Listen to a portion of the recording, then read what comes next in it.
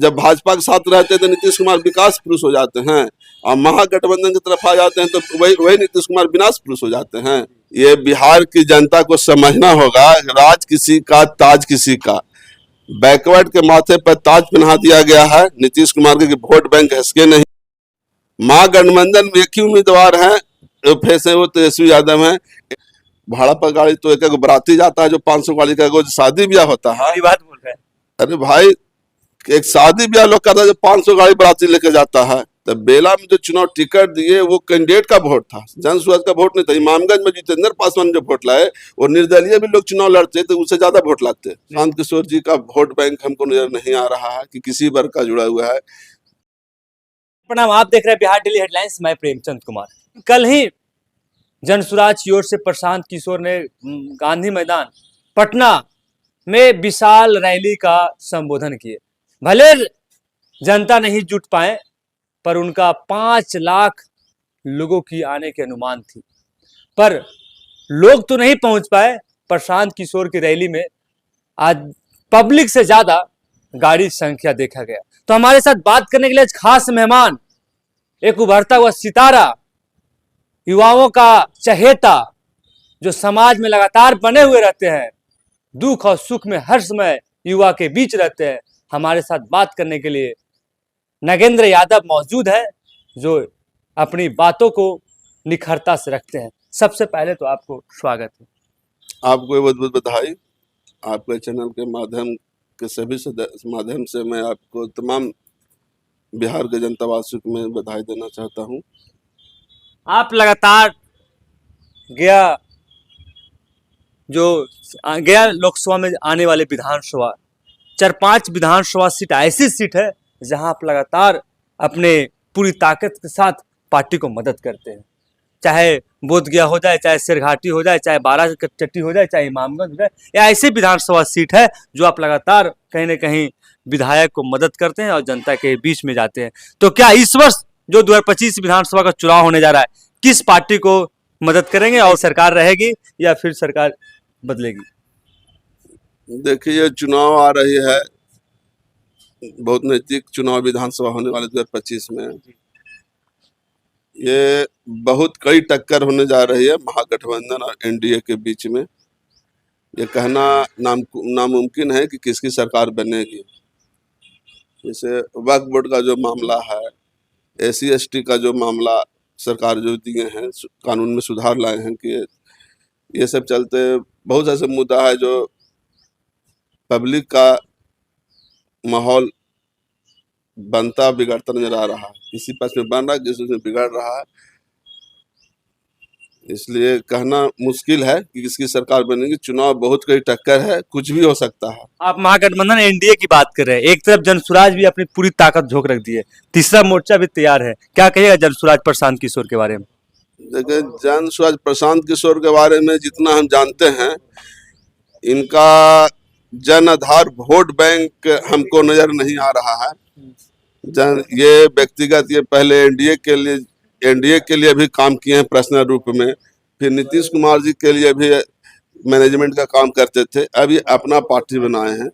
किसी भी जो बिहार की राजनीति है वर्गीकरण पर है, जातीय वर्गीकरण पर आधार करता है वोट। ये लोग माने या नहीं माने, लेकिन ये हकीकत है कि लाख लोग बोल ले मंच पर, भाषण पर, लेकिन जमीनी स्तर पर हमारा जो यूपी, बिहार, झारखंड का जो वोट है वो वर्ग पर आधारित है। पिछड़ा, अति पिछड़ा, महादलित, अगड़ी पिछड़ी राजनीति है।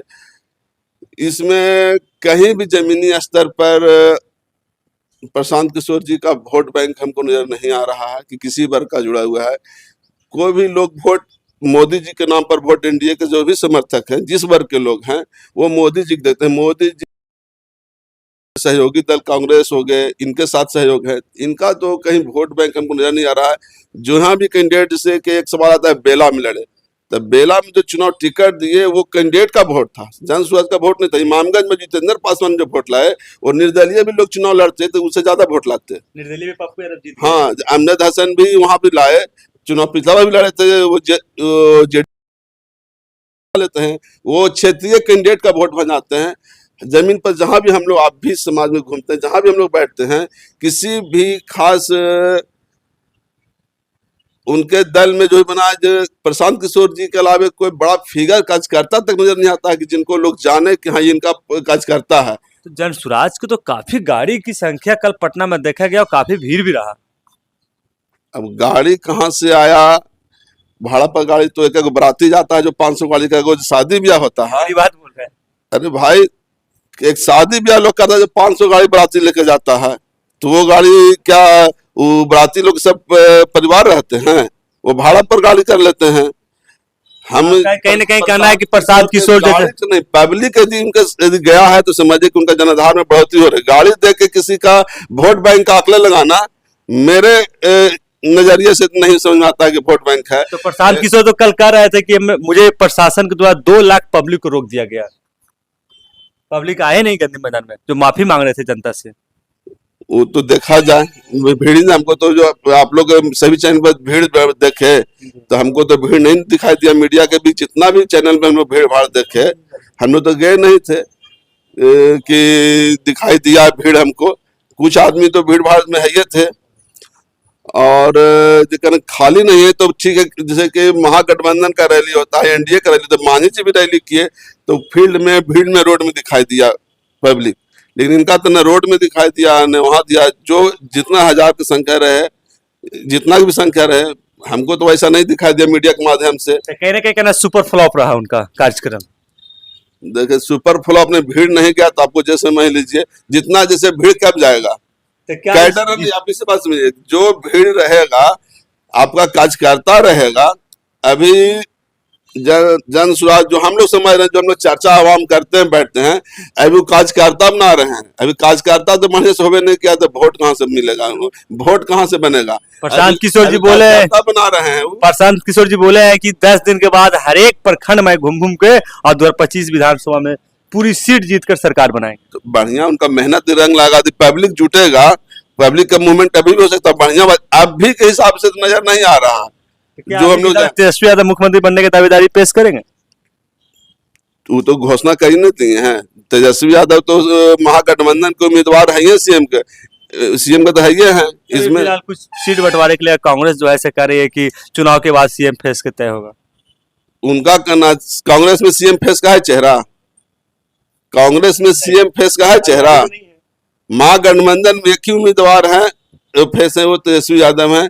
एनडीए की तरफ से नीतीश जी हैं, बाकी तो कहीं है ये नहीं है। भाजपा भी अभी तक घोषणा किया है कि कौन सीएम रहेंगे एनडीए, जिसका मतलब एनडीए का उम्मीदवार भी नीतीश कुमार हैं जी। नीतीश जी और अश्विनी चौबे बोले हैं कि नीतीश कुमार को उप प्रधानमंत्री बना दिया जाए, बिहार के लिए गौरवान्वित महसूस होगा। अब जो नीतीश कुमार उप प्रधानमंत्री बन जाएगा तो आपको क्या कैसा महसूस होगा? ये तो 2 साल से हम लोग सुन रहे हैं कि एनडीए महागठबंधन की तरफ से भी ऑफर उनको हुआ था, एनडीए की तरफ से भी हुआ। अब नीतीश जी इसको स्वीकारेंगे तब ने, ये तो उन पर ही निर्भर करता है। हमको तो लग रहा है कि नीतीश जी का छवि बिगाड़ने का लोग काम कर रहे हैं। आप ही लोग जैसे मीडिया प्रभारी जिस छवि दिखाया जाता है राष्ट्रगान के नाम पर या कोई कार्यक्रम के नाम पर माल्यार्पण के समय, आज जो अभी सोशल मीडिया पर वायरल हो रहा है उनका छवि बिगाड़ने का काम किया जा रहा है। इसमें भी हमको लग रहा है कि एनडीए का भाजपा का भी कहीं अच्छी है। मीडिया लोग जो भी कर रहे हैं, लगातार विपक्ष अभी कर रहा है कि नीतीश जी के मानसिक संतुलन ठीक नहीं है। क्या इस पे आपका क्या कहना है? उसका रियली मानसिक संतुलन खराब है या फिर प्रेशर पॉलिटिक्स किया जा रहा है? ये प्रेशर पॉलिटिक्स है। नीतीश जी का ठीक तबीयत है तो क्या नीतीश ठीक ठाक है? एकदम बिल्कुल ठीक है। जब एक चीज सवाल नहीं समझ में आता है मुझे, जब नीतीश कुमार महागठबंधन की तरफ थे, जब तेजस्वी यादव डिप्टी सीएम थे, तो लगातार सम्राट चौधरी की तरफ से बयान आ रहा था कि नीतीश कुमार की दिमागी हालत ठीक नहीं है। भाजपा के एक से एक नेता का बयान था कि दिमागी हालत ठीक नहीं है। पर यही जब नीतीश कुमार भाजपा की तरफ चल जाते तो क्या नीतीश कुमार ठीक हो जाते हैं? इसी बात को न समझना है। देखिए एक चीज हम बात बोलने जा रहे हैं, ये बिहार की जनता को समझना होगा, राज किसी का ताज किसी का। बैकवर्ड के माथे पर ताज पहना दिया गया है नीतीश कुमार के, वोट बैंक हंसके पिछड़ा वर्ग के लोग का राजनीति है, दलित महादलित का है, जातिगत वोट बैंक। जो चुनाव आता है तो लोग चाहे जितना भी पढ़े लिखे लोग बोल दे, जितना भी लोग बोल दे, लेकिन जब वोट के समय आता है तो ये जाति फैक्टर यहाँ काम करती ही करती है।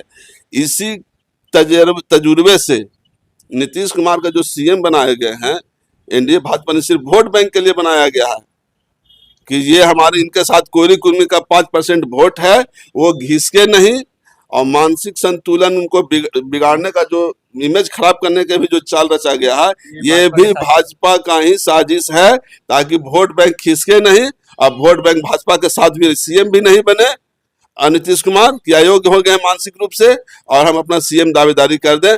हम लोग को तो साफ साफ यही समझ में आ रहा है, मैंने क्या वो आज फाइल डीलिंग दूसरा कोई कर रहे हैं, नीतीश कुमार न कर रहे हैं।